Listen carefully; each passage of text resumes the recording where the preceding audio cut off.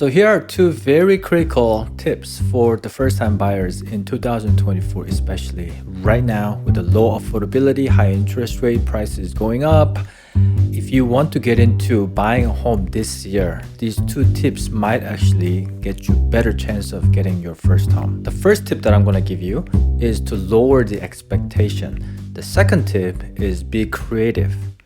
So lower the expectation. What I mean by that is if you've been looking for 2,000 square foot home, maybe go down to 1,500 square foot. If you're looking at 4-bedroom, 2 baths, maybe find a way to work with 3-bedroom, 2 baths, or 3-bedroom, even 1 bath. Or the other thing could be the location. You could drive actually out further out from your work and you have to commute more and maybe spend more money on gas. But it's better than not be able to find the property within the proximity or the areas that you're searching in. The other is the condition. We're so used to seeing HGTV, everything is like pristine. You need to lower that expectation. If the kitchen is from 1975, save some money down the road to remodel the kitchen. Keep that in mind, but getting into a home ownership and start working on that, building the equity and paying down the principal and stop paying the rent is going to save you money in the long run. So lowering those expectations, the location, condition, the features of homes, and the other thing is price. You may have to be willing to pay a little bit more than what you see on Zillow, especially if you're dealing with a competing situation.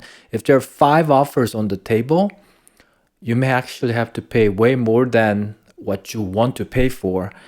Now, looking at the Zillow and Redfin Estimate, those things, everybody's looking at that. However, it's important for you to have your agent pull comps and get what your agent is thinking the fair value is. And if you're just going to pay the fair market value, you may not get the house. So it's a fine balance that your agent may have to push you to pay even a little bit more, even if you're overpaying right now, to get you into the home ownership. So this is where the conversation that I have with my buyers is that, let's say in 2, maybe 3, 4, 5 years down the road, you're going to recoup that payment that you overpaid, because typically home prices appreciate while you're paying down the principal. The principal is the mortgage payment. It's a principal interest that's included. So principal is the loan amount, excluding the interest, right? The second tip that I'm going to give you is be creative.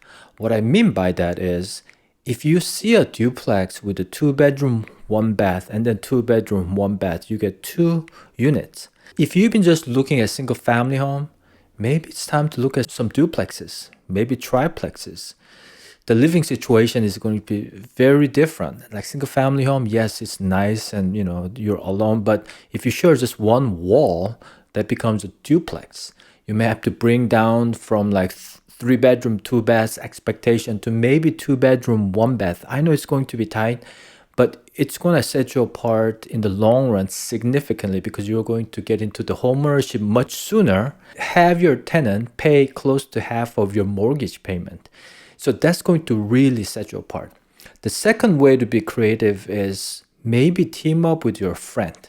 If you have a friend who's willing to pay the rent for you to rent out a room, or maybe even buying it together, I started seeing that more and more now. But when it comes to financing, don't be too creative. I typically recommend 30-year fixed.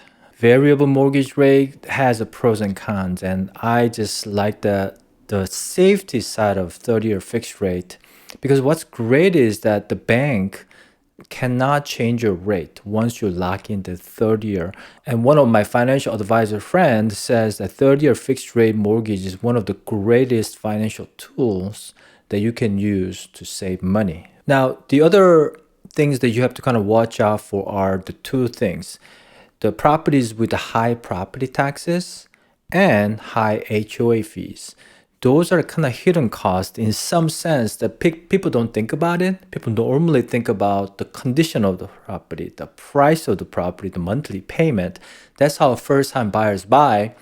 Those are important, but you can overlook the high property tax and high HOA fees. Those 2 fees always go up. So that's going to determine your monthly payment and affordability significantly. So pay attention to property tax and HOA. So going back to just to summarize this, be willing to buy something much less than your expectation. So lower your expectation on price, location, condition, amenities, the bedroom counts, the yard size, the kitchen size, the high ceiling. You get the idea. Less garage maybe. So those things. And the second important part is be creative. Maybe find a roommate, maybe find a tenant when you buy your first home. Look at like duplex or triplex or things like that and be creative. But don't be creative on the financing, just stay with the fixed rate.